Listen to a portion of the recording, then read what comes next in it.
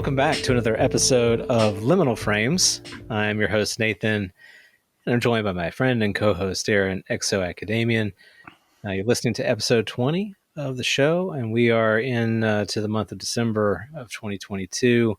It's been quite a year, Darren. There's a lot that has gone on, and I don't know about you, but I feel that this year has had some pretty highs and some pretty big lows as well with regard to this topic, at least from sort of the public conversation, and UFO Twitter in particular certainly goes through this kind of pattern of intense engagement and excitement, and then almost this sort of period of grief because we're just not getting the progress that we want to see. But nevertheless, progress is being made.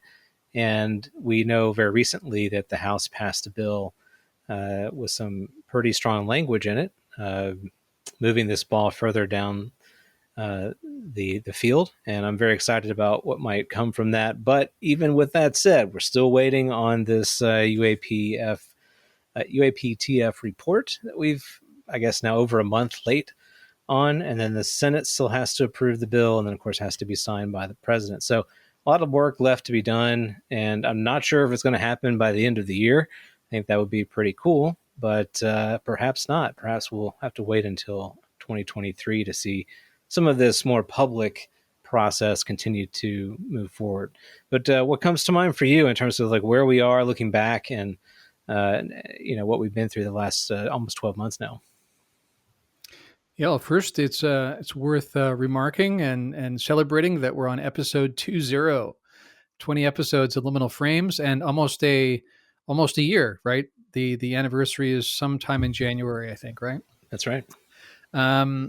Yeah, and in terms of the public conversation, it's funny because I remember even talking to some close friends of mine who have some high level access, who really felt like in the summer that this was going to break any time. Like there really was a sense that who knows what books are coming out in the fall, but it might be a moot point at that point because this might all sort of like have hit the fan, so to speak. But that didn't happen, right? I think that this has been an interesting exercise in tempering expectations and shaping expectations. And before we went on tonight, you and I were talking about how, on the one hand, it's still historic what's happened the last few years, compared to what people have had to endure who've been at this for decades, right? Unlike us. For sure, this is unprecedented times, ever since the New York Times articles and that kind of thing. Just the nature of the language of this legislation is the writings on the wall. And I think we'll get into some of that tonight. But I know that one of the things we want to talk about tonight is the difference between the conversation that experiencers are having around these topics rather than or as opposed to what's happening in the public conversation, or for the nuts and bolts crowd, the sort of traditional ufologists. And I think how you look back at what's happened and what you're expecting and your expectations and all of that really is shaped by which of those two conversations you're in, I think, in many ways. And I think, another thing we want to get into is just what it's been like for us, sort of seeing those two different conversations. And sometimes it's almost like, ships passing in the night in terms of one doesn't really understand what's going on in the other one. And that'll be some interesting dialogue for us to get into tonight. Definitely. Yeah, it almost even seems like some are on the ship and some are on an airplane. They're just not even in the same mode of transportation here. And I'm glad you pointed that out, that, we've both been involved with different groups and who are looking at this from different perspectives. I think that it's important for folks to kind of pay attention to that to some degree. Who are the voices that you surround yourself with when it comes to this topic, and who do you weight more seriously than others? And I think when it comes to the experiencer conversation anyway, if you're not an experiencer, so I can speak from my own experience here because I'm not, the challenge is how do you weight all of that experience that you're getting from all of these different people? And it seems on the face of it anyway, pretty disparate. There's a lot of different things happening, different entities, some positive, some negative. It can be a whole lot to kind of juggle, and it's not clean by any means. And I think we crave this sort of clarity, this nice, neat package with a bow on the top, and I can look at that and here's some data. It's clean, and there it is. We just don't seem to have that. And on the other hand, we have some government movement here. We've got some legislation I can point to with some actual language. We've got some insiders who have worked in the government, some within secret programs, who have spoken about what they can share. And that has this, at least for some, a greater degree of value, and you can give more credence to that. But if you're on the experiencer side, interestingly enough, when you hear those people talk, the insiders, you're going, yeah, I don't believe anything. I don't believe anything that those people are saying. I have my own truth, and the other side is the same way. When they hear the experiencers talk, they're like, I don't know about that. I only want to know what we're studying in some sort of secret private industry lab, or at some Department of Energy complex that is in the black budget somewhere. So it's just very interesting, the two conversations that are being had. And I think for those that are trying to figure all this out, how do you approach that? How do you kind of balance these things and come to some sort of place where you feel like you're getting some information and making some progress here? Yeah, it's tricky stuff, and I know that we'll get into it, and we'll get into some of the nuance, because I think there's numerous things to keep in mind at the same time. One of the things I was saying to you before we went on the air too was just, it's not just about which side you land on, but there's also like which prejudices do you already have. So when there isn't a lot of data that is considered by everyone to be legitimate and well attested across the board, like say something like gravity or something, right? Then, although that also has some nuances, but when that's not the case, it allows people to sort of exercise their biases without being called on it in some ways, right? So I was saying to you before we went on the air that I've been surprised how even some of the people working on government disclosure on that push, to me, seem like they are excluding some kinds of information, some elements, because it just doesn't fit with their view of reality. Whereas I see it like our view of reality should be dictated by the data, not the other way around. Yeah. And for me anyway, it tempers my hopes for what's going to come out of this, because as Omega Point, made this excellent observation that I think we touched on last time too, what you focus on will inevitably determine what you miss, right? So if you assume something can't be the case, and so you look everywhere else, sure enough, you probably won't find it. It doesn't mean it doesn't exist. It just means that you from the get-go, set up this less than objective study that found exactly what it was looking for. And that kind of bias, that kind of precognitive bias, that kind of, issue where you find exactly what you're looking for is well known in science, and in other sciences that are considered like the hard sciences, where there's a lot of rigid protocols and whatnot and peer review. There are procedures in place to make sure that doesn't happen, right? But as I pointed out before, in this topic, it's sort of the Wild West, right? It's whatever you want to believe, and whatever data smiles at you based on your particular view, you lean on that and ignore the rest. And if we're really trying to get to the bottom of that, what this is, then that's just not the way to go forward. Mm-hmm. We, in some ways, need some breakthrough knowledge, and I think that looking back in our history, when we've had moments of technological breakthrough or explorative breakthroughs, like think about when the West realized that there were people living on across the ocean in North America. I mean, that was a game changer for the world. In some ways, not great. But what you have there are people who took it upon themselves to not necessarily live within the realm of what was determined to be possible at the time, and they kind of looked at that and said, you know what, I'm not going to do that. I'm going to go my own way here. And yes, maybe it is crazy. Maybe I am getting laughed at for hopping on this boat and and going west. But I believe there's something there, and lo and behold, there was, and that new knowledge really became a paradigm shifting moment for the entire world. And so that's essentially what I think we're looking for here. But the irony of all that is that for many people, for most, I would say, we're looking for that kind of stamp of legitimacy, which can really only come from these existing institutions who prop up the way things already are and have already defined the realm of what is possible. And so what we really kind of need is almost this sort of jolt that comes from outside of those institutions that has this tremendous efficacial power. It's extremely meaningful that it sorts itself into those paradigms, and they cannot help but take notice of it because it has so much greater explanatory power and efficacy. So I think that's kind of what we're looking for, and who are those people going to be who will kind of push us into that direction. I think there are some folks out there, as you know, but certainly not the loudest voices in the room right now. Right. And I was thinking about your analogy there with, the finding of the New World. And it's, of course, the lesson from history is that they ended up calling those people Indians, right? And they called them Indians because initially they thought, well, we must have landed in India, right? And wow, so these are Indians.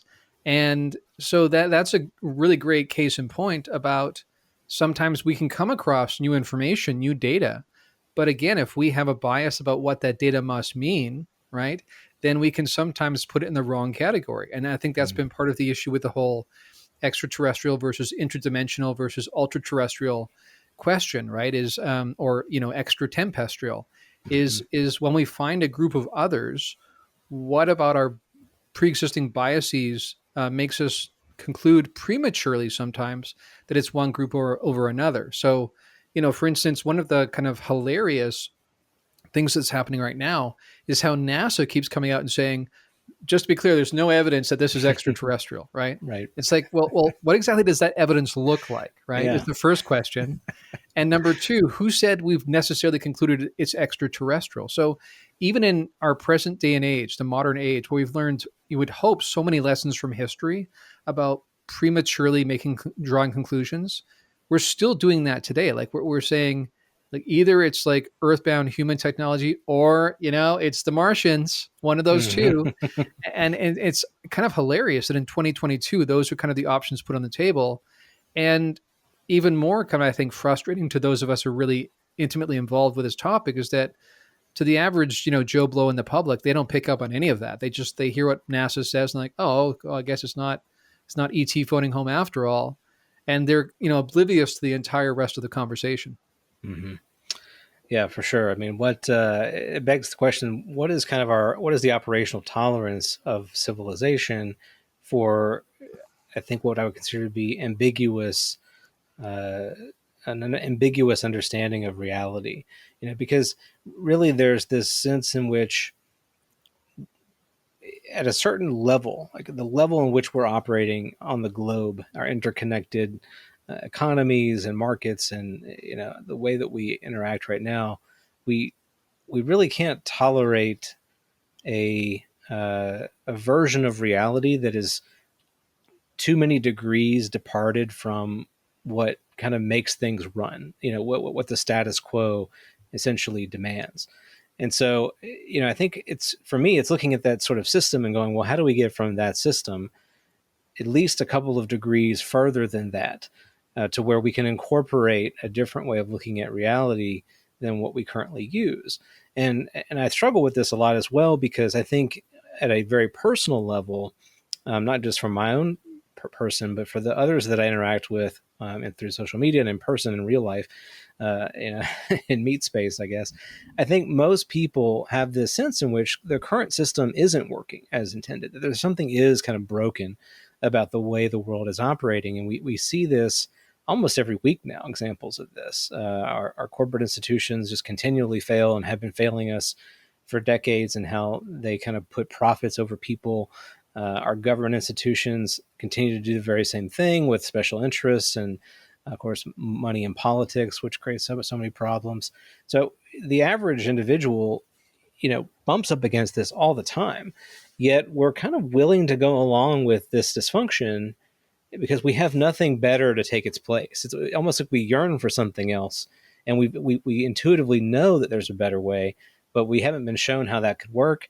And the vested interests that are in power now have just too much sway over the way things are. Yeah, it's a bit of a predicament for sure. I was talking to a friend about that on the weekend, just thinking back to the last sort of financial crisis and how this phrase came into the vernacular, which is too big to fail, right?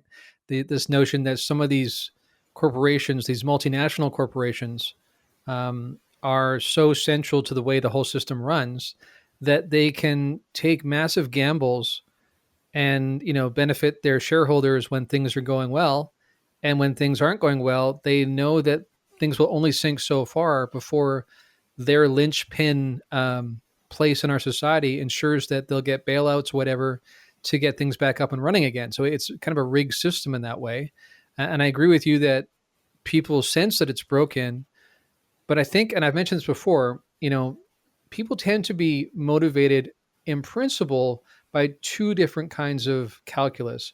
One is what you can gain, and one is what you might lose. Hmm. And a lot of people, the way that our society has been set up, a very risk averse kind of situation in some ways, right, in terms of the totality, that people think more about what might go wrong if we really try to change the system than what in the long term might we get right. Like Hmm.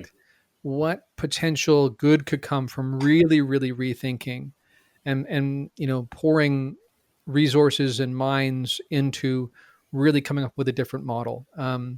You think back to the push during the Manhattan Project. You just get all the money you need and the best minds in the world. You build a new town in the middle of the desert, and you just come hell or high water, we're going to figure out how to do this, right?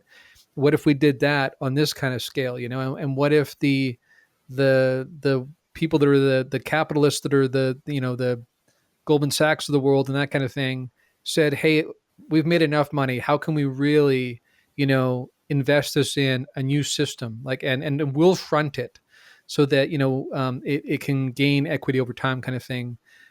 So it gets its legs under it kind of thing, that kind of thing, is what I'm talking about. Hmm.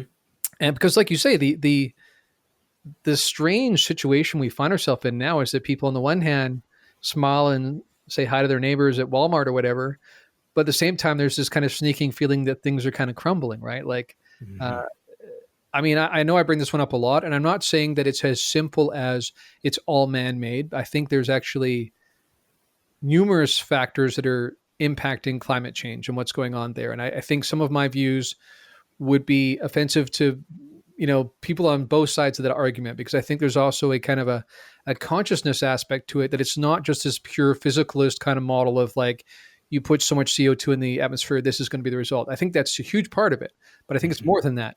And even when you look at that, that's still a consciousness issue fundamentally, because Right. we're willing to sacrifice the long term or the good of the planet or the good of our children's and grandchildren's future for profits now kind of thing. We're not causing too much stress in the economy now.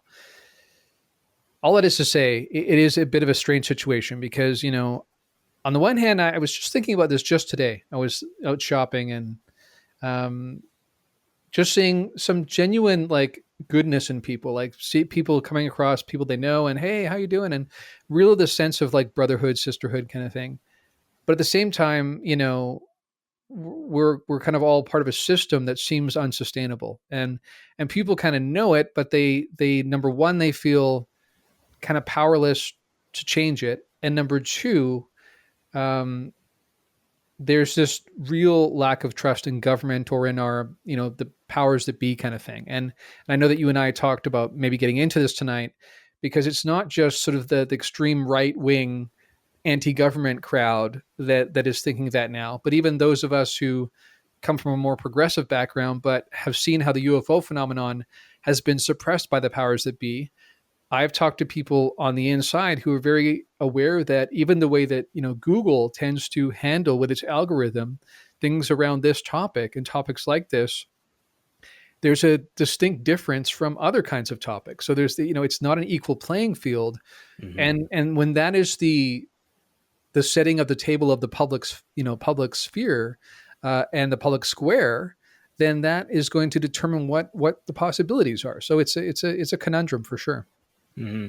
And I think we find too that those efforts often end up backfiring. So a lot of work being put to turn down the volume of some of these other conversations ends up only amplifying them, because they become. It's just like when you tell your teenage kid, no, you can't do this. You're never going to be able to do this, and it's like the one thing they can't wait to do, to stick it to you. So it's just like that, and I think we're seeing that kind of conflict of interest really bubble to the surface in many areas now. But it does speak to me to the responsibility that, and we've touched on this before on the show, but there is a responsibility that people who are in charge of these institutions, particularly the government institutions, the military institutions, they have a very strong sense of responsibility for the people that they are that are under their care. And we honestly, we want them to have that strong sense of responsibility. But keep in mind that the inertia associated with that is very much to maintain the current system, maintain the current order. And the current order is flawed as it is. And even those on the inside who have taken that responsibility understand that it has its problems. But it's that devil, they would rather continue to move that system very slowly, but in very familiar ways, maintain it in that way, than make dramatic changes, than do anything that they can't really game out. And so that, I think, really does move us into what we wanted. One of the things we want to talk about tonight, which is what disclosure means for these different groups. So you have a kind of disclosure from that mindset, which says we can do a little bit perhaps, but we don't want to upset the order, because the order is very important. We have a lot of people that we have to kind of think about in this situation. So we don't want to do something too crazy, because then we just don't know how they're going to react. But then you have the other side of this issue, where there are people who are living this. They've lived it and are living it day in and day out. They've had very intense personal experiences. The sense of imminence, immediacy, is very strongly felt from many of the experiencer community. And so you have that side of the coin, and it's like, well, what do we do here? How do we kind of navigate this challenge to where we can have some meaningful change, but not be so glacially slow that we can't even perceive it. Yeah, tricky questions. I mean, I was just thinking as you were sort of prepping this part of the conversation that what's ironic to me is when I look at even the people who are kind of spearheading the push for government disclosure, I don't sense that even they've really thought through the implications here, the consequences. I don't know that they've thought through what is the I know they've considered it. I know they've considered that there's some big issues on the table here in terms of disruption. But I don't know that they've really gamed it out, nor do I know you really can in some ways, right? There's just so many moving parts. It's very difficult to know how that's all going to land, right? And when you finally swing that bat, how many things will change. So I think that one things we've talked about before on this show is again about nuance, about balance, recognizing that sometimes issues are not black and white, but shades of gray. And you've mentioned to me, for instance, like your kids are younger than mine, right? So when you've got younger kids in school and stuff, um, you think about how these issues impact them, right? And that might be different than someone who's like 70 years old and single or something, right? Or 20 and hasn't got married yet. So in other words, like again, our perspective changes or our life experience and our life season changes how we look at these issues. And like you said, these people who are in power, for good or for bad, have to make decisions for good or for bad for the entire populace. And I used this expression, I think on our last show, when I said, kick the can down the road. I think that's where a lot of people land. It's just they really don't know which way they should go, and so they go, the safe bet is just to like not do anything for now, and Mm-hmm. if no one's like beating down our door saying there's no journalists saying, listen, we know there's a there, what's really going on. If no one's doing that job, which is supposed to be a functioning part of our democracy, is a strong press who can press government when it's not being truthful. But when there's clear evidence, as people often are quick to point out to me, that many people see the press as being, in the pocket of some of these government groups. And I've seen clear evidence, even with like the New York Times, for instance, like this bastion of, journalism in the world. There certainly seems to be a quick, tidy way of letting the military establishment decide how things are going to be pitched, um, which is concerning. Like I think I understand that if you're the person who has sources on the other end of the phone or in the parking garage or whatever, Hmm. you don't want to offend them because they're your sources, right? That's how you get those breaking stories. But of course, it's that fine balance, because if you let them dictate the terms by which you will share information with the public, then in some ways you've just become another arm of the military establishment. So, um,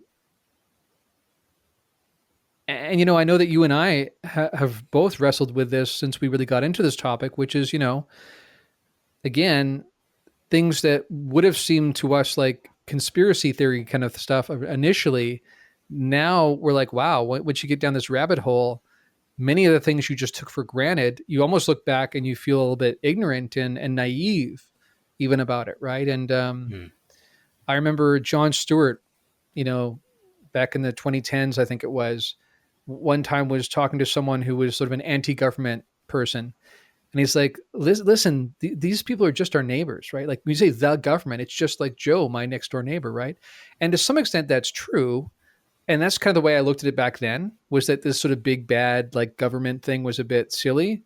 But Right. on the other hand, there are some really, really entrenched interests that, because it's run by finance and whatnot, and there's only so many groups and families in the world with that level of finance.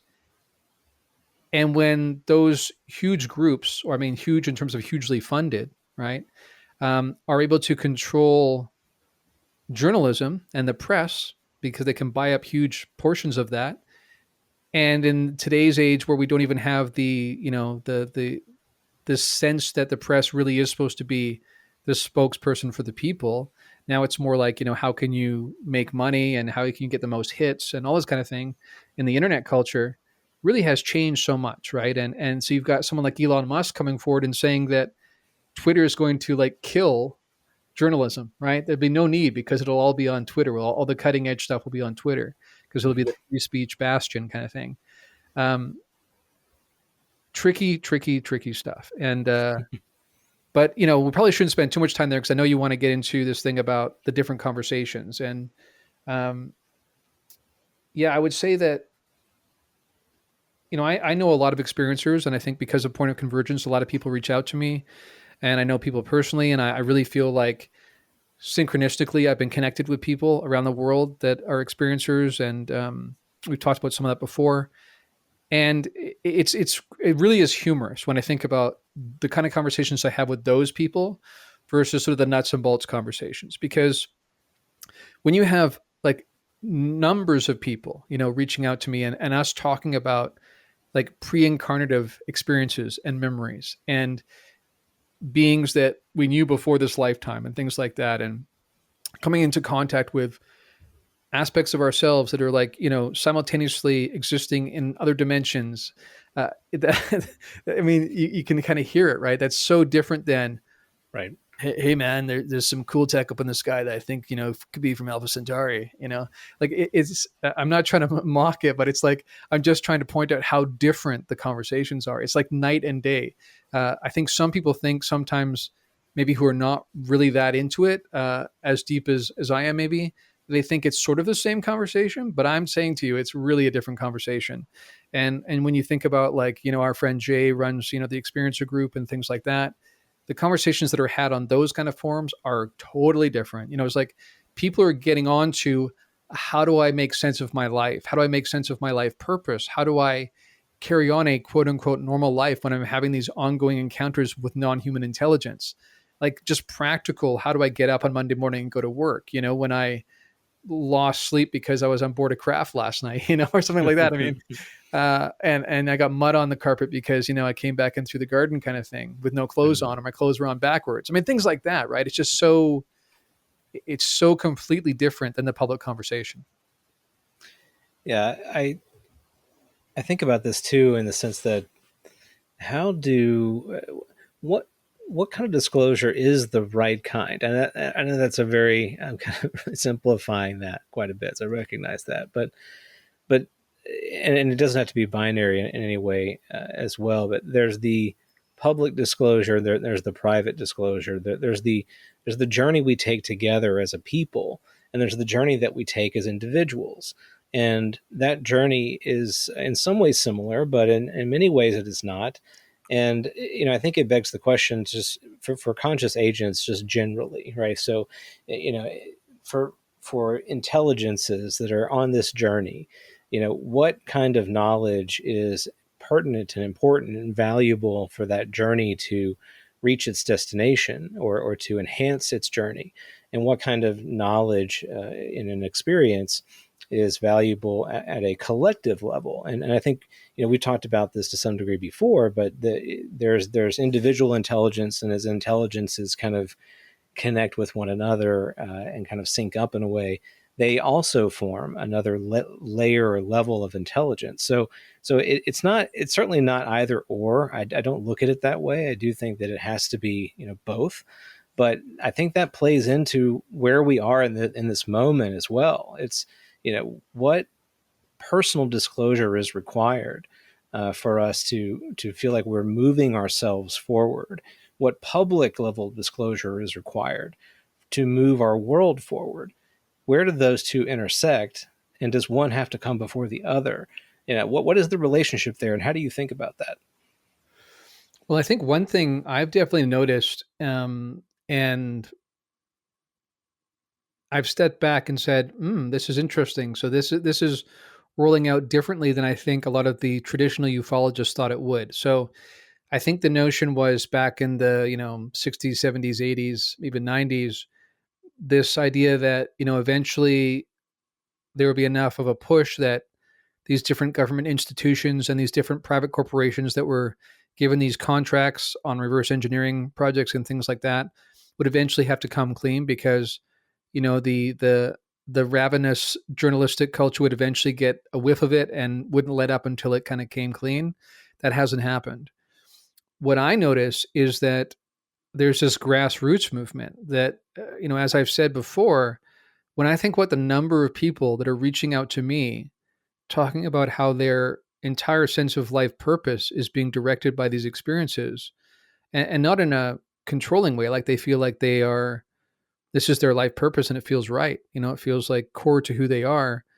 And I think about how many of those people reaching out to me, and I'm probably just hearing from, a tiny proportion of the total, so that makes me think that there's this grassroots push.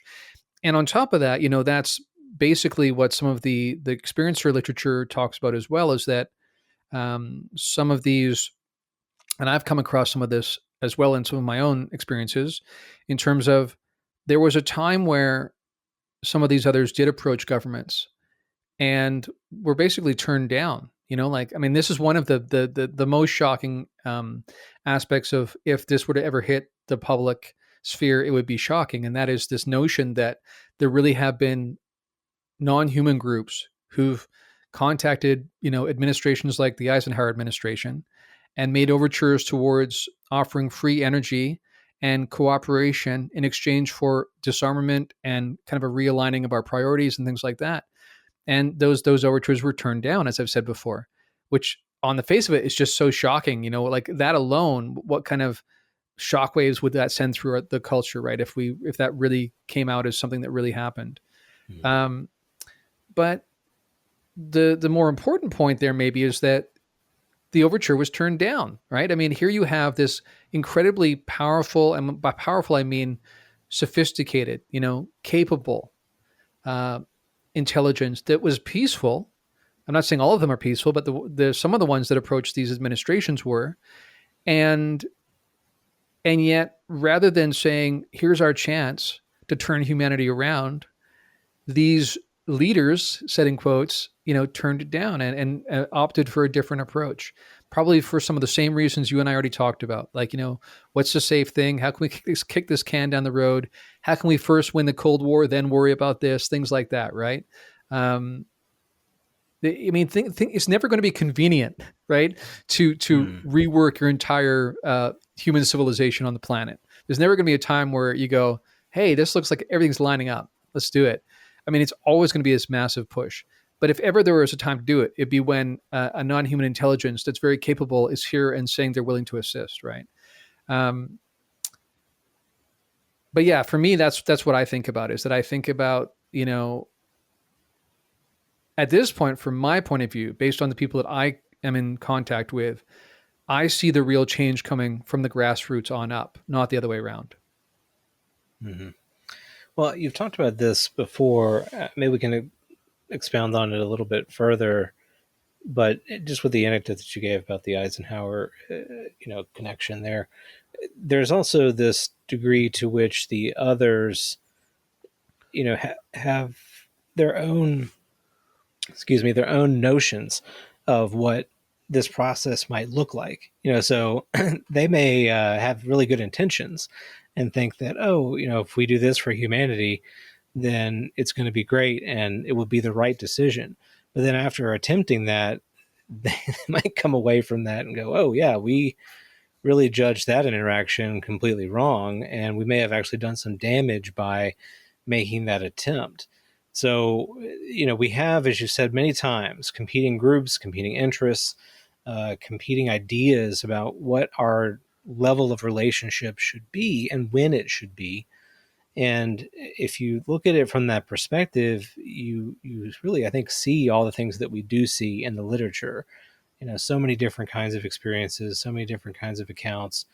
This is not a uniform, robotic kind of other that has necessarily some sort of master plan and is putting that into action. Which is not to say that there might be some others who have a good sense of how it should go, but they may actually be more non-interventionist than the ones who are. So I don't know. Do you want to kind of tackle that? We haven't maybe gone into as much detail on that before. Yeah, I think that's a great piece. I think it's really important too. And I think you were kind of hinting at something that's very true, and that is that this is another one of those assumptions that people go in with that we don't necessarily have evidence for. Either way, I'm going to give some evidence, I think, but prior to hearing this, I think people go in thinking that, well, considering how capable some of these others are, and they're so much more sophisticated, surely they have thought through, they've run through these quantum computers and know exactly like all the probability streams, and they've decided this is exactly how you should do it at this time, talking to these people. But actually, for instance, when you look back at the raw material, which I think is really, really great material, I think it's the best channeled material we've ever received, that I think is remarkably uh, spot on, and very much fits and corroborates and sort of builds on some of my own revelations. So I take it really seriously.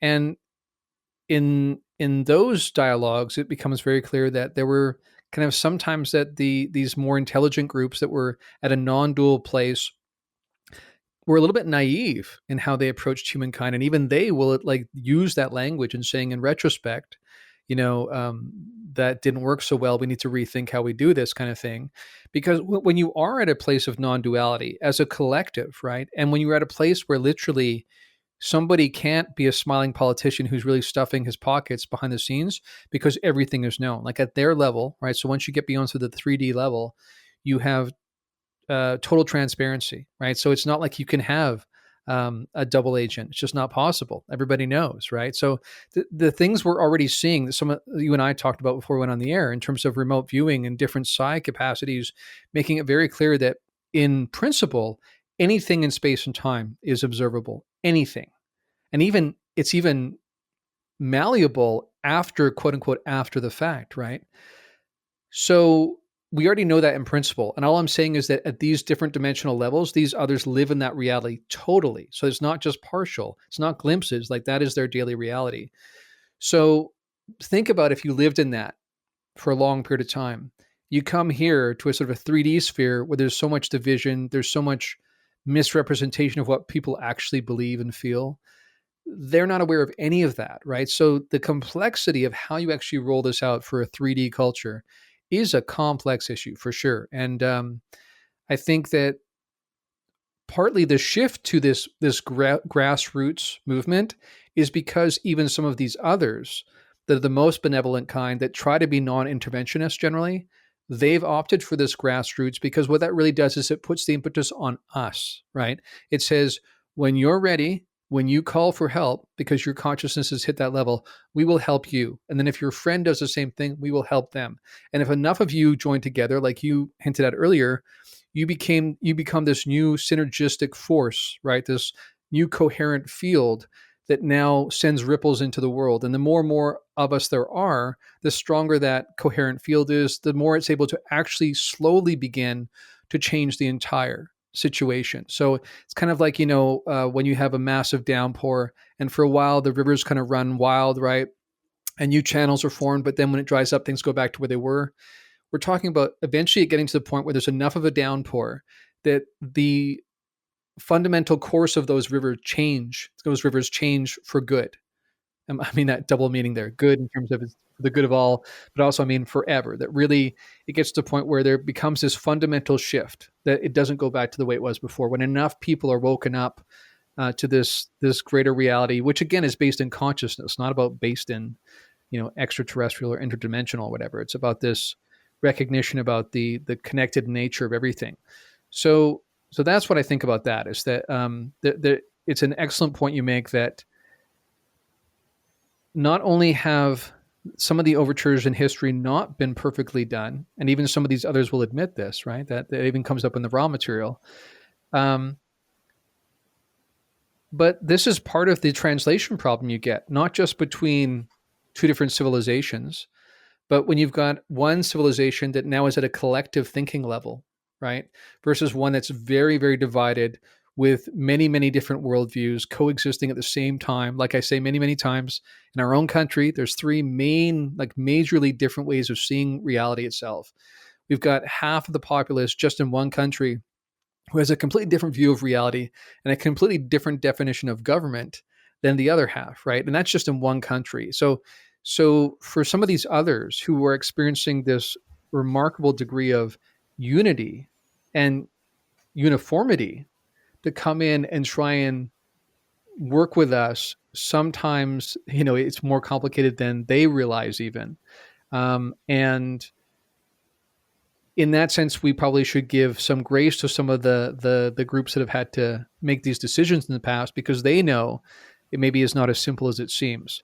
But these are some of the complexities that are involved, and I think it's good to point out to people that even if you really look to the positive ones, the benevolent ones, the morally advanced ones to come and help us, it's still complex because, again, like you and I have talked about before, if the goal is to actually grow our souls, if the goal is to actually also, speaking of this, conscious agents that group together to form new conscious agents, and eventually that becomes like a planetary consciousness of all the people on the planet, then fixing short-term problems with a nanny state, interdimensional or ET group that comes in kind of defeats the ultimate goal, which is the growth of individual souls and collective consciousness. So that's why it's a win-win when you focus on the grassroots consciousness thing, because number one, that puts the impetus on change on us, which is more likely to work, right?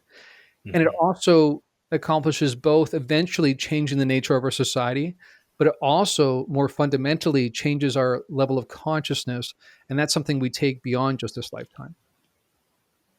Well, I want to keep getting into this because I think, some might have a visceral reaction to some of these conclusions. And personally, I on some level, I kind of understand because, there's a lot about our material world that we enjoy, that we like, And so what I hear you saying is that, materiality in itself is very transient. It's not necessarily, it's not the last stop in the train station line. It's not where we're going. We're going beyond that.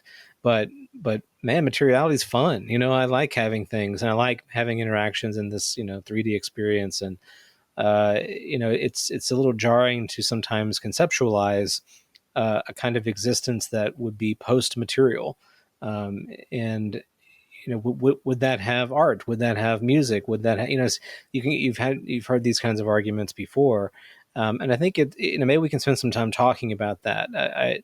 Because I value that experience, and I think it's probably safe to say that consciousness values that experience as well, because it's imperative to have it as part of that consciousness journey. But is the end goal, like, what are the stakes here? Is it just total transcendence and unification? Like, where are we headed in your mind? And is there room there for individuated experience at all at the end of the day? Well, this is where the conversation gets tricky because, you know, from some of our private conversations that Zen Buddhism has been a major influence on my life. Um,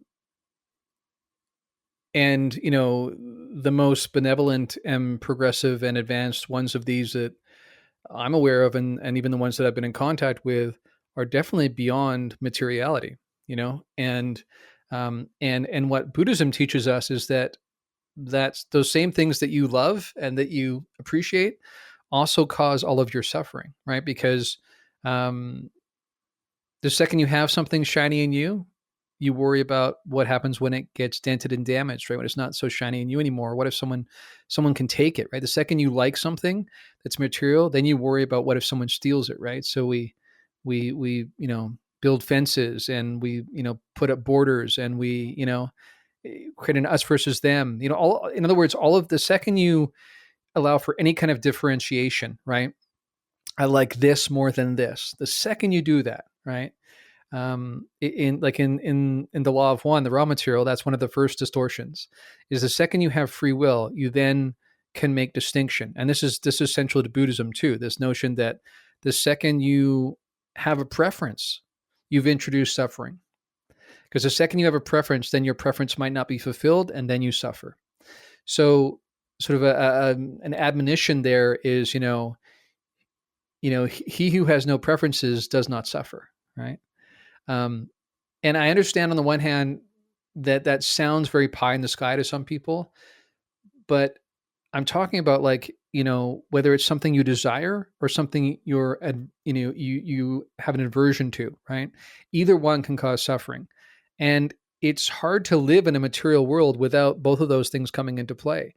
And so, as much as you can say we appreciate those things, I think when you really sit down and work it out, you realize that all of our suffering also comes from those things, right? So, for instance, we avoid talking about death in our culture, right? There are some cultures where they get together and drink wine and have a celebration, right? Because they're like, hey, that person's gone into a maybe a post-material existence, or they're coming back to learn a new bunch of lessons, or whatever one it is. But even when it comes to sort of the Eastern spiritual traditions, what Westerners often don't realize is that the whole point of life after death is not so you can keep reincarnating. The goal is ultimately to transcend the need to reincarnate. That's the whole point. That the whole point is that you get to the point where you learn enough lessons, work out your karma enough that you transcend and you become post-material. So the idea that, cool, man, so I get to come back and buy a Ferrari all over again and eat pizza. I mean, you know what I mean? Like that kind of misses the point. And it's one of the ways that Western society has kind of, like, perverted some of these initial Eastern traditions. Like, we like the life after death part, but we forget the whole transcendence part, right? Or look past it. So, but yes, I think that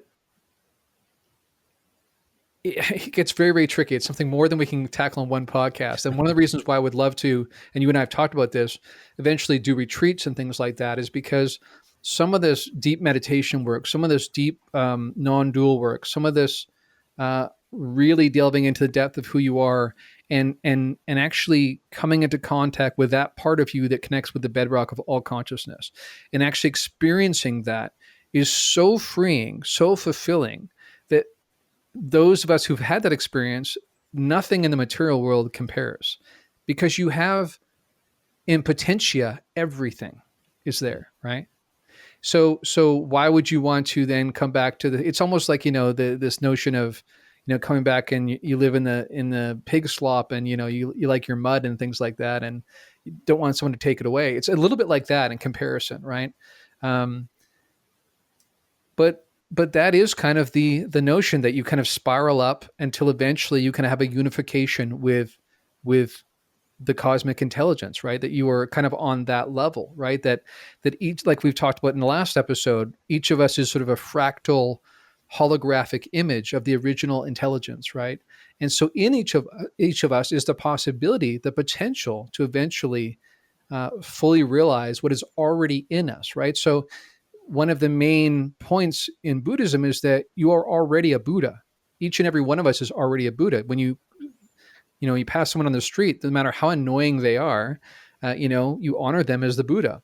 And you do that not just sort of as this sort of pie in the sky, let's look like nice people, but it's because really there's that sense of that fractal holographic image in every single one of us, that really each of us has the possibility, or that we already actually are a Buddha. And that the only thing that gets in the way is the distortions that prevent us from seeing.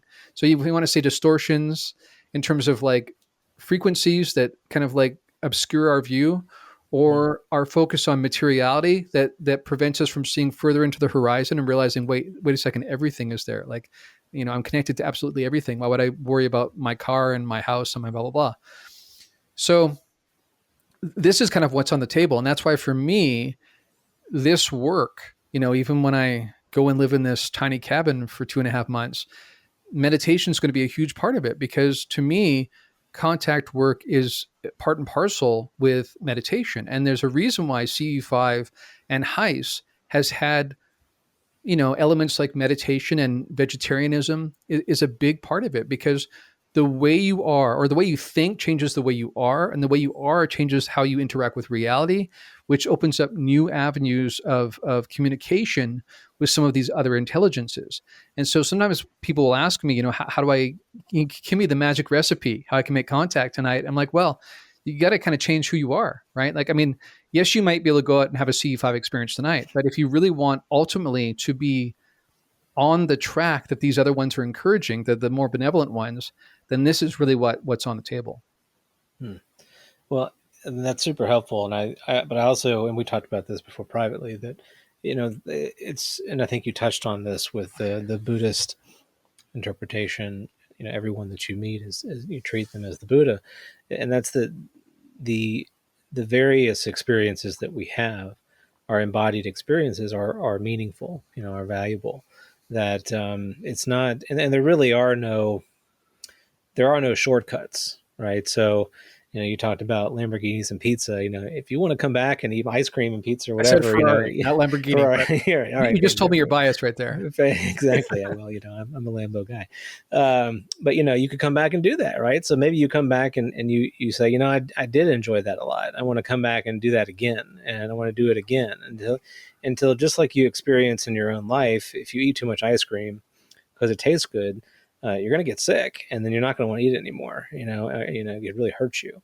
So it's the same kind of concept. So I think it's to me, it's exciting that there are these corollaries in our lived experience to these larger themes in our spiritual journey, because I think it gives us these touch points of understanding.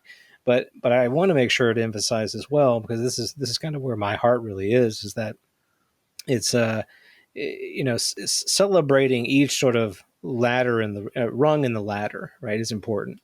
That where you are now and what you feel energetically in tune with and attracted to, like that is important. Feel into that and explore that. Don't kind of just mindlessly go through it.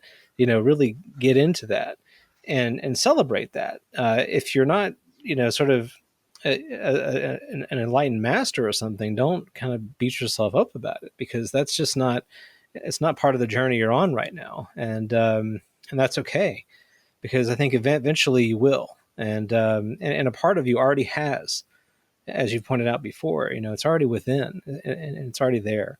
So, to me, like, we talk about what's at stake, and kind of the fixations on certain kinds of disclosure. I mean, it is kind of interesting that the nuts and bolts disclosure crowd is very much more kind of that chasing of the experience, that materialism. Like, I want to have it, I want to taste it, I want to feel it, I want to touch it, whatever it is. And then the experiencer side of it, they're really, as you said earlier, they're trying to live into this. What does it mean for me on a spiritual level? What does it mean for us as a people?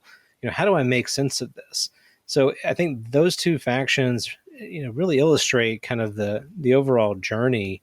And as far as what is at stake, I mean, I think we could talk about that some as well. But we tend to fixate, and I think rightly so, on like the bad things. In terms of what is at stake. Like, if we don't do this right now, you know, the world's going to end, and it's game over, man. But that's not really the way to think about it. If you have to take a much more expansive view of what's happening in reality, and it's not just this iteration of your experience on this earth. There are many things that are happening, have happened, and will happen in your spiritual journey. And so I think that's important to keep in mind, that just because we may not get it right, in this one instance, and we don't maybe, hit disclosure, hit that ball right out of the park, on the first swing, doesn't mean it's like, well, I guess we screwed that up and it's game over. So I don't know if you want to talk to that some, but I think that, kind of keeping these things in perspective is important. I totally agree. And I think that something to understand about a non-dual perspective is, unlike sort of a more Western monotheistic kind of perspective, where people are really paranoid about disobeying and angering God, and potentially losing their eternal soul as a result. Um, in non-dual kind of thinking, no such thing can happen, because you are an extension of the cosmic intelligence, or God, if you can, say that without too much baggage. And so, if some 25-year-old wants to spend 25 years, from then on, just playing video games or something, that's totally okay. Like, they're not angering a God by doing that, and it's not even like some sixth density, uh, highly evolved non-dual groups going, man, what a waste, too much Pac-Man. That's not it either, because whatever you're doing, if you're living into what feels alive to you now, you're serving the all. In other words, therefore, you're serving God. It's as simple as that, because, like you say, every rung of the ladder is sacred, equally sacred. And like you said, you can't jump steps. So it's not like you can say, oh, so eighth density sounds like the top dog, so I'm gonna do whatever it takes to go to eighth density from 3D. It's not going to happen, right? And nor is it supposed to. Like, it's again, that's sort of that's dualistic thinking, right? That's dualistic thinking. And non-dual, and this is why I bring this up so much, like on social media and in my podcast, because to get people to really wrestle, especially Westerners, it's hard for Westerners to really grapple with what non-duality really means, right? And non-distinction, or not differentiating between what's good and bad, is part of it, right? So, and to the point you made earlier, we've talked about this before in terms of my integral background, and I know this has been influential for you too. That whatever perspective you're currently holding, whatever worldview or stage of consciousness you're at, you have to, in a healthy way, mature that, fully embody that, before then you begin to see the cracks that are the seeds of the next, sort of transcendence into a butterfly kind of thing, right? But you don't get there overnight. You still have that metamorphosis has to happen in a certain progression.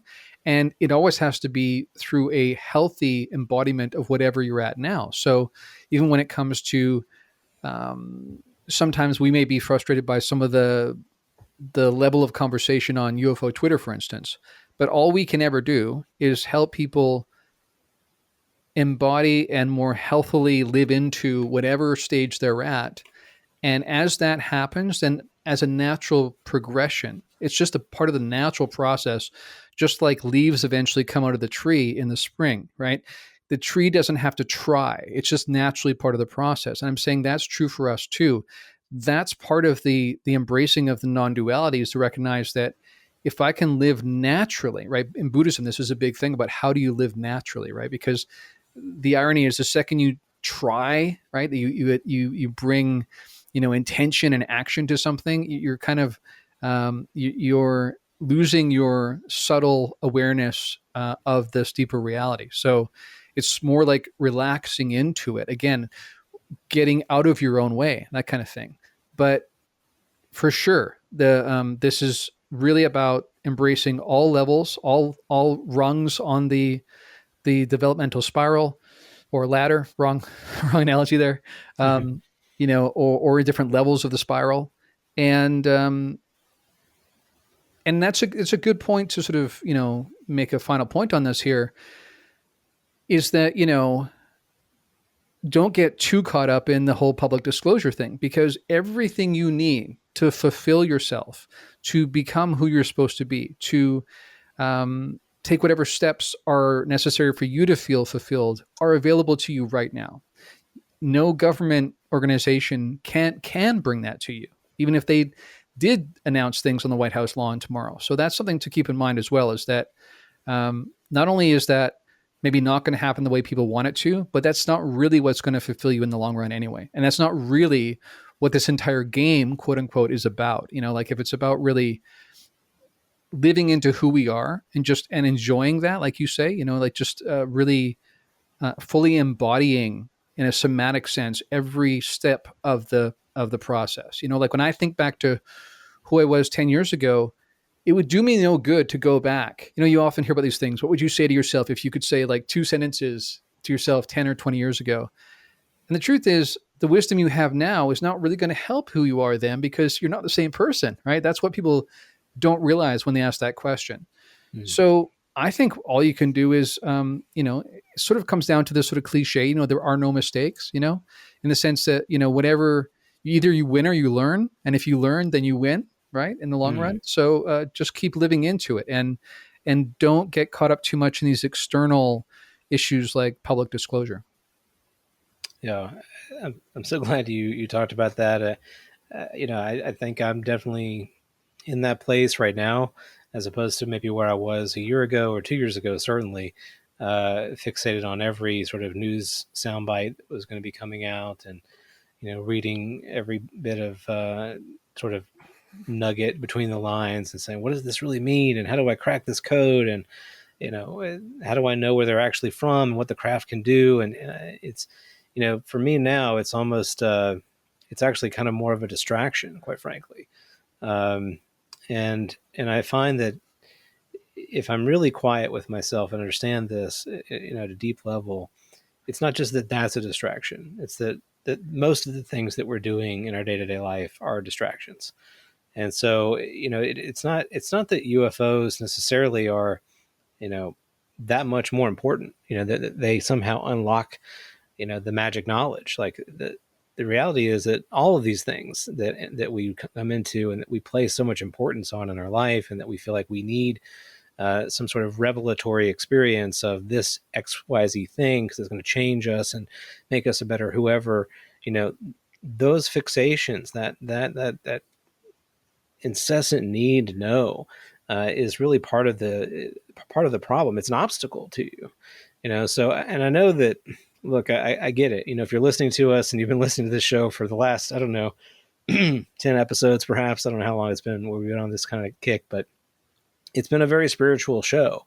We started out, I think, talking a lot more about some of the different, permutations and, kind of keeping up in mind and building your toolkit to interpret these things. And, we spent more time recently getting into, I think, the very personal aspects of the phenomena and of our own journeys.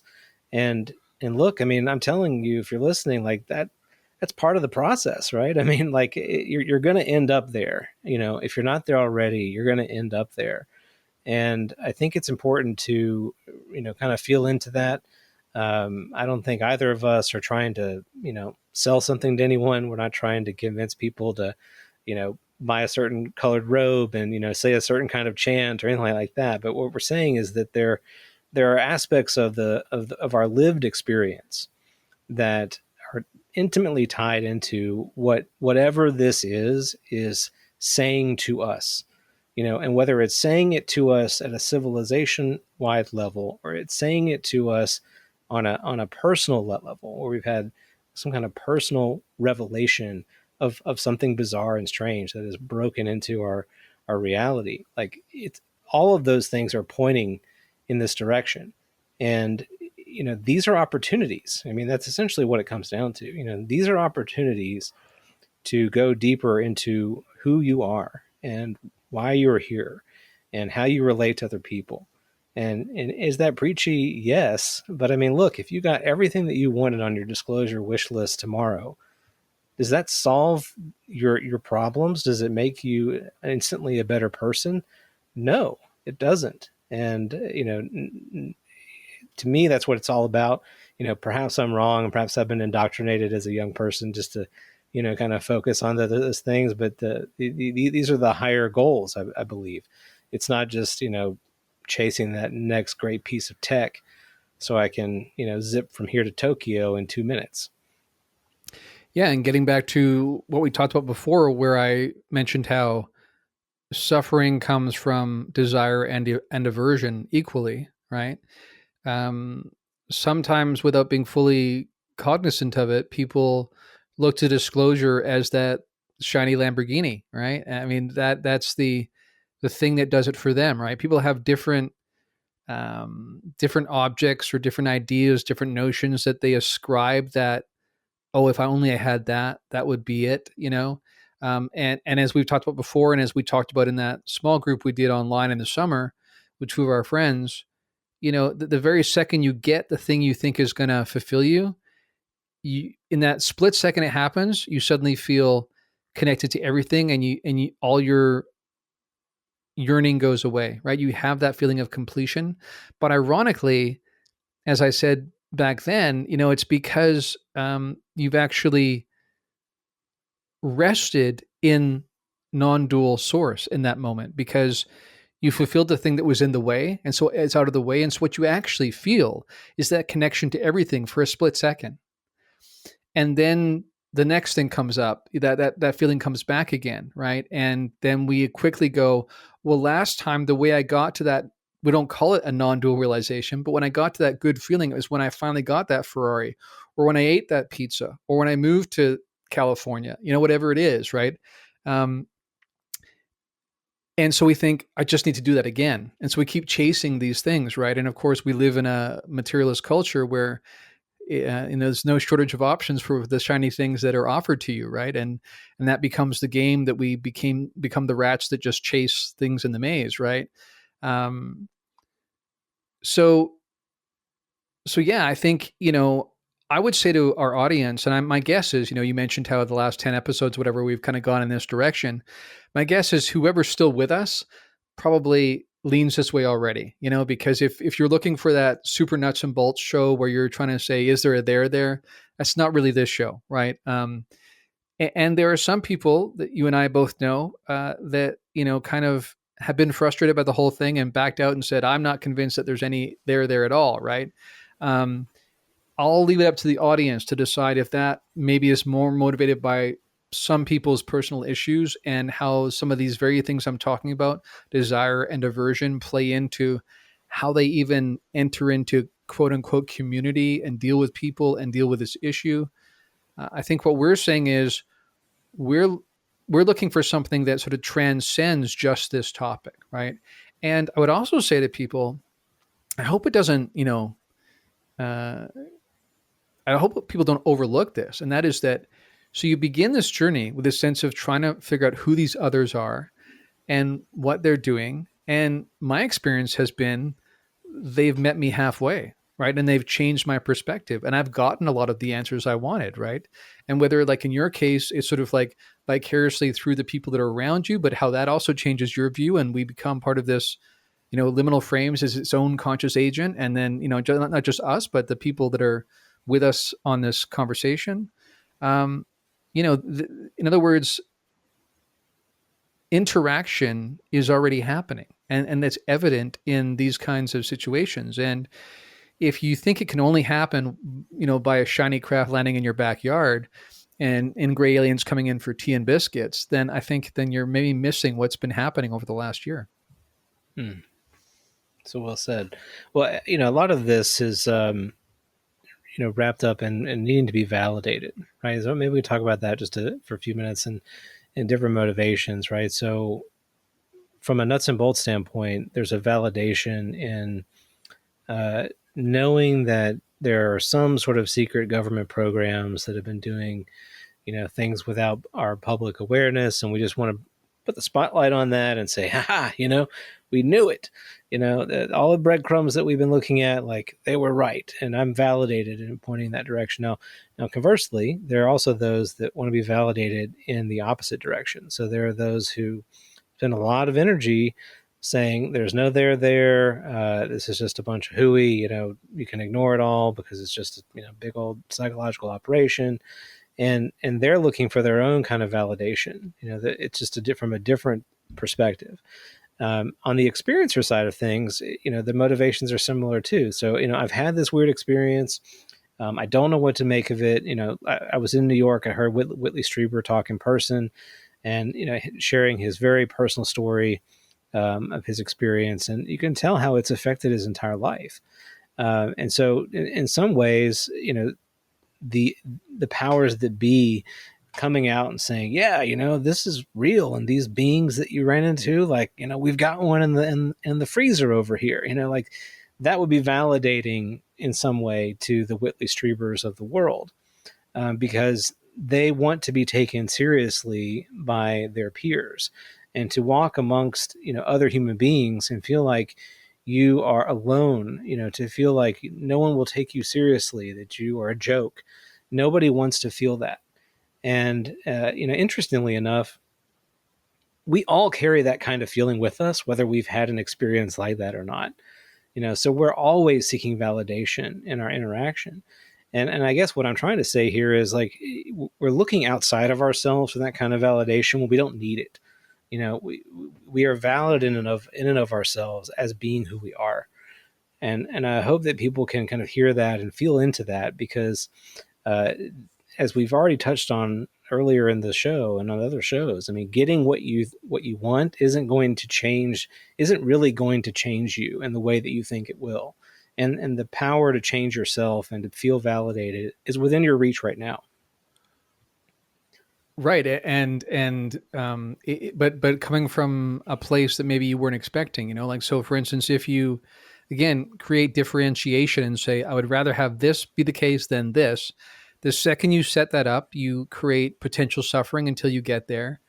And then even when you get that, pretty quickly you realize it's not long-term solving the problem. So I really do believe that if say, as I've said many times, there are many different groups at different developmental levels. But say if we even had like a mid-level ET group who, because my argument is that these groups exist, and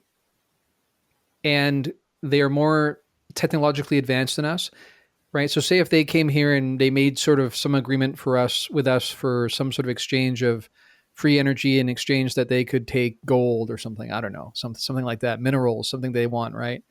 Mm-hmm. Within about 10 or 20 years, maybe less, maybe 5 years, people will kind of go, oh yeah, there's the ETs, on one of their mining runs, and they're giving us like this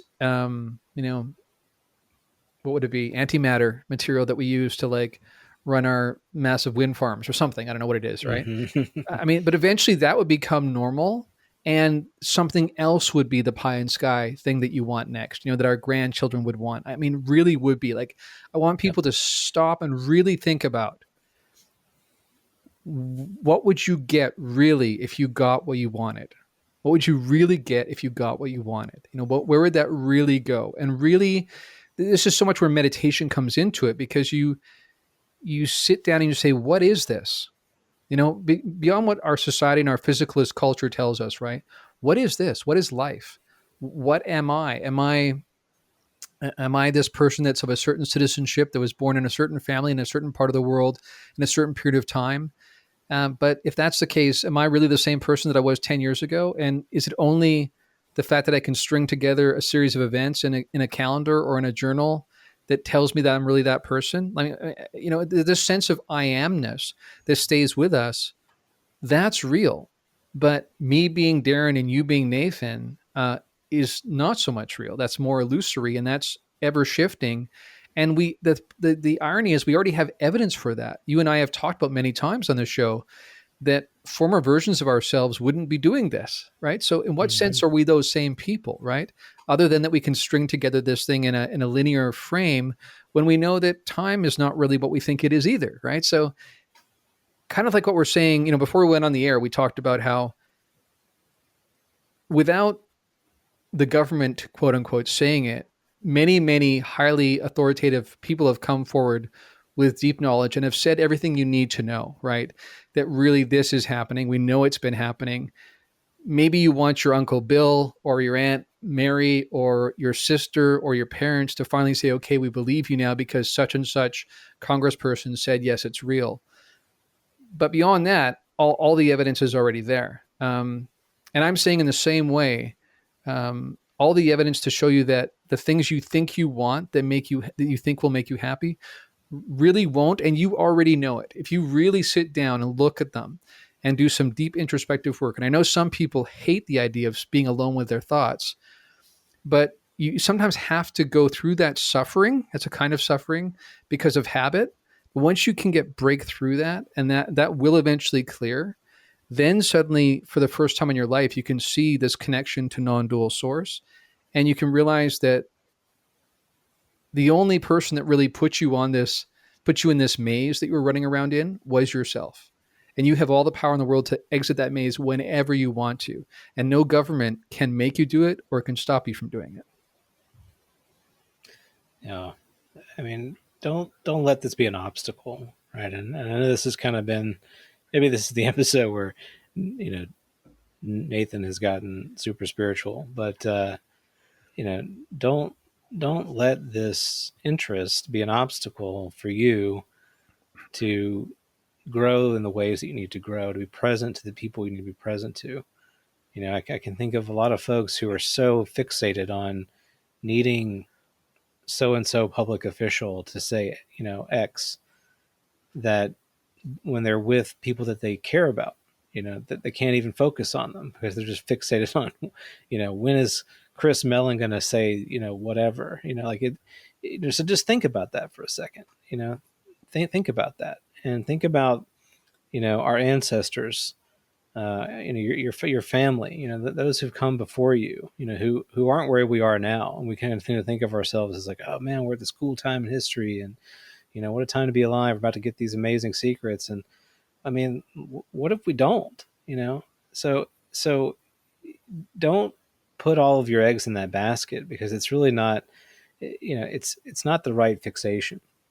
I think you want to get to the point in your life where if your life were, to end the next day, that you've lived the life that you want to live, that you've thought about the things you need to think about, that you've given of yourself to the people that you care about. And I think, for many people, and I understand, look, I get it. I mean, if you've been impacted by this in a way that has upended your life and has made it difficult for you to maybe integrate into society, I get it. Um, but at the same time, you know, I think don't dwell on that. Just as people who've never had that experience will dwell on, getting that car that they want or that big house that they want. Don't dwell on that because that's not going to really bring you the satisfaction that you need and the growth that you need. Yeah, so true. And I think that, just to highlight this one more time, I think what we're saying to people is just because this is a topic we're all fascinated by, don't let this be the shiny object that prevents you from moving towards the fulfillment that's already available to you right now. Um, and I think for me, when I think about what I'm excited about with the future, So let me just reflect for a second here, because on the one hand, sometimes I'll talk about my experiences, and I'll have some people who maybe are not experiencers and are maybe coming from more of a nuts and bolts perspective. And they'll just say things like, how hard that is to believe, they'll say things like that. Right. And I can't help that. Right. Like I can't, I think more and more there are experiencers who are saying amongst ourselves that it almost sometimes feels like we're in a different timeline, or we're definitely in a different perception of reality than other people. And one of the first things I think that people need to let go of is this idea that if it's really real, then everybody should be experiencing it or seeing or whatever. Like that's just not true. Number one, that part of my background in integral theory makes that very clear. That as you progress through these different worldviews, these different levels of consciousness, it's not just that you see the world differently, but the world you see is different, right? And that also happens when you experience contact with these others. And for me, speaking of what disclosure means for different people, I just want to make it really clear to people. I I don't. It's not this big Shangri-La moment for me anymore.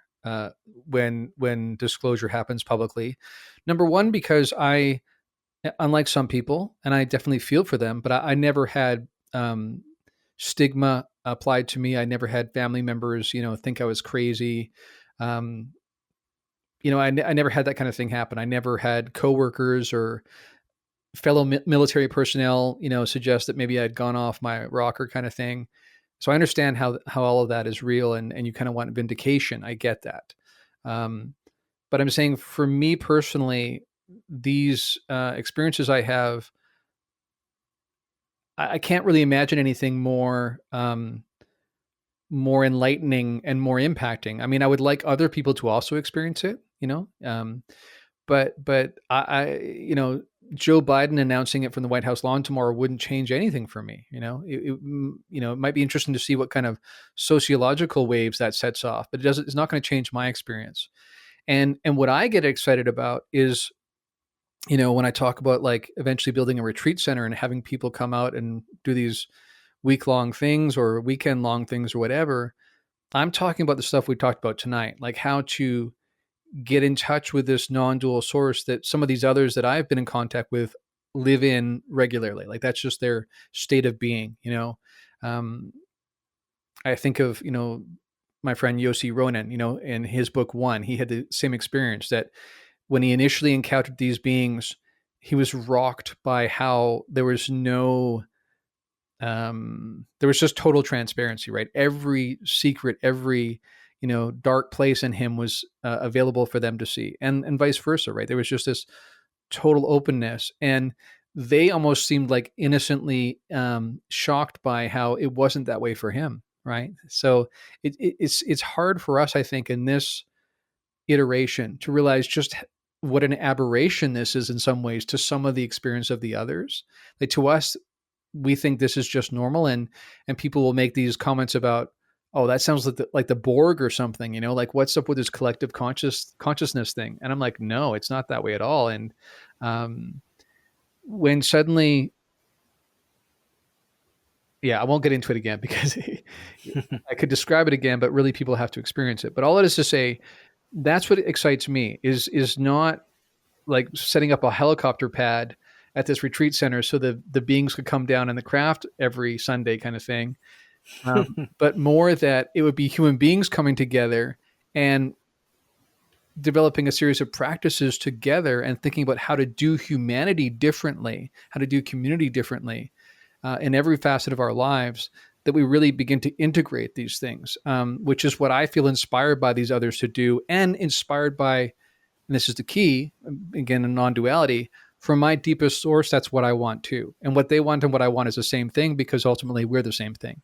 So that's where I want to go. And nothing stops me from doing that already tomorrow. There's nothing I need to wait on from any kind of public disclosure for that to take place.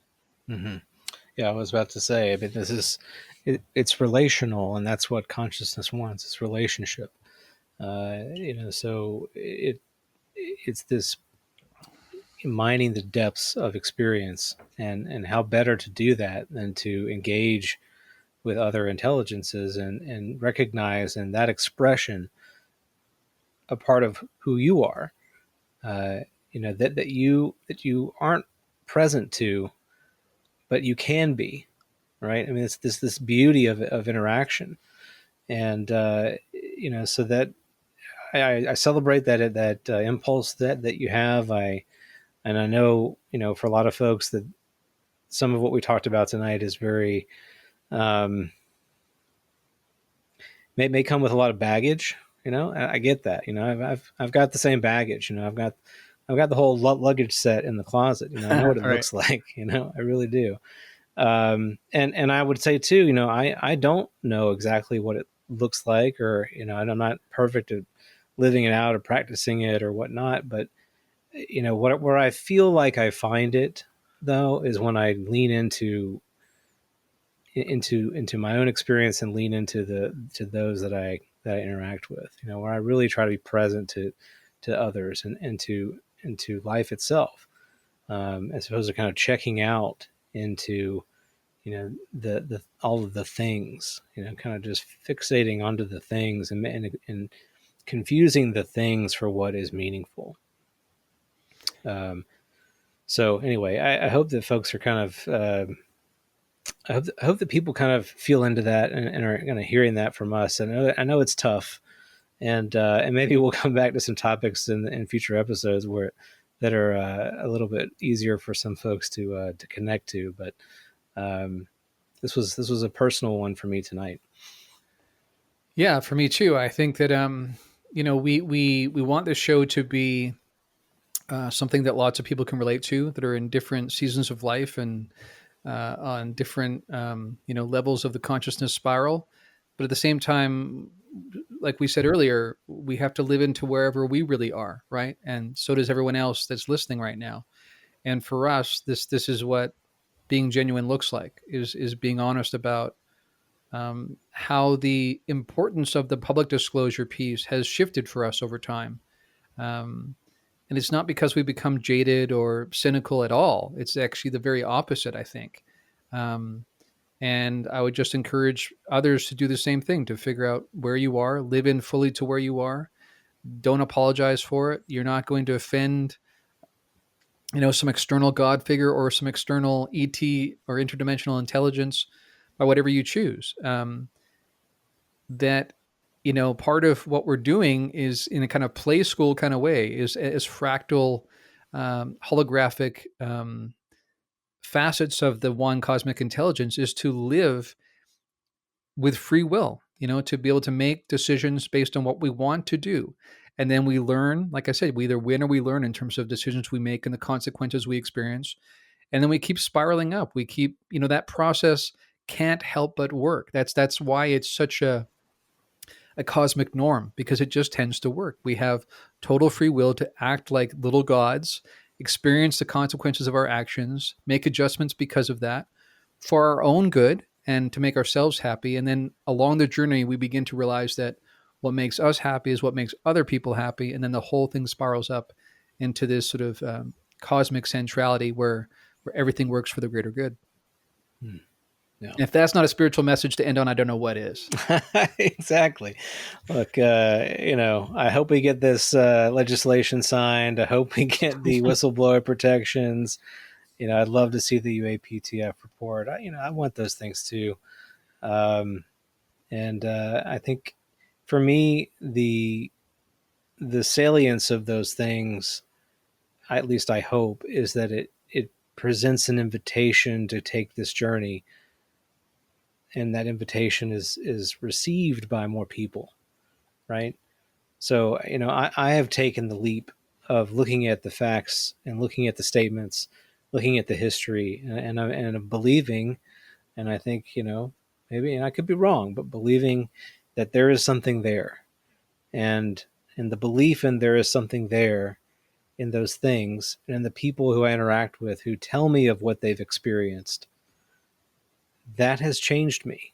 So I have answered that invitation, and it has changed who I am. And I only can hope that disclosure on a public scale will do the same, because not because I oh, it's going to be some great techno utopia, but because I really believe that it creates an opportunity for us to be better than where we are right now as a people. And I'd like to believe that consciousness cares about that it wants to see that happen, as opposed to the alternative, which would be, the death of our entire civilization. Indeed, well said. We'll leave it at that. Thank everyone for joining us on this journey, and we'll see you again soon. May the quality of our questions, shaped by a desire for understanding, enhance our journey of discovery. And may our travels broaden the sphere of our consciousness, reminding us that new discoveries beget new horizons. As always, adventure awaits. We'll see you next time on Liminal Frames.